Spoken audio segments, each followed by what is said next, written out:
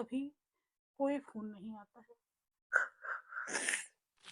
वैसे तो हर रोज़ माँ की याद आती है, लेकिन आज कुछ ज़्यादा आ रही है क्योंकि आज मदर्स डे है। और पिछले 2 सालों से ये मई का महीना मुझे बहुत ज़्यादा दर्द देता है। उसका कारण ये है कि इस मई के महीने में ही मेरी माँ मुझसे दूर चली गई थी और दूसरा इस मई के महीने में ही मदर्स डे आता है। और मई का महीना आते ही जैसे उसको ये पता चलता था कि स्कूल की छुट्टियां हो गई, तो वो फ़ोन करती थी और बोलती थी, बिटिया कब आओगी? सबकी बेटियां तो आ गई, तुम कब आओगी? तो मैं ये कहती थी, आते हैं माँ।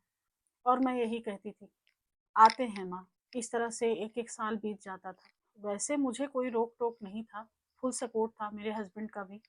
लेकिन जब इंसान अपनी गृहस्थी में बस जाता है तो उसको ये लगता है कि आज चले जाएंगे, कल चले जाएंगे। 2 साल पहले जो मई थी, उसमें मैं किसी कारण बस नहीं जा पाई अपनी माँ से मिलने, और मेरी माँ मुझे छोड़ के चली गई।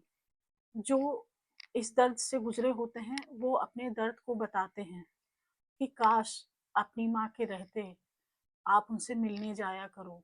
अगर आप इंडिपेंडेंट हैं तो आप सारी चीज़ों को छोड़ के आप कभी भी मिलने जा सकती हैं। अगर आप परिवार के साथ हैं तो आप उनसे रिक्वेस्ट करके कि हम आपके परिवार का साथ दे रहे हैं, तो आप हमारी माँ से हमको मिलने जाने दीजिए। तो जब तक आपके माता पिता हैं तो प्लीज़ आप उनसे मिलते रहिए और आप जाइए, अपने लिए खूब ढेर सारी यादें समेट के रख लीजिए। अगर बेटे अपनी माँ के लिए कर सकते हैं तो बेटियां भी कर सकती हैं, तो उनको आप छोटी छोटी खुशियाँ दीजिए। तो जब मई का महीना आता है और बच्चों की छुट्टियां शुरू होती हैं, तो मुझे मेरी माँ की याद बहुत आती है।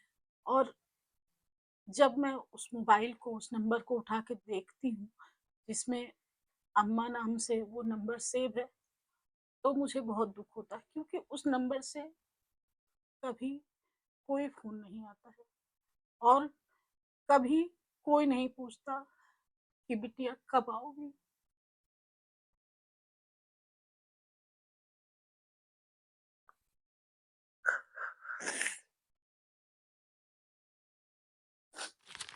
मैं भी एक माँ हूँ, माँ को भी एक माँ की ज़रूरत होती है। Happy mother's day.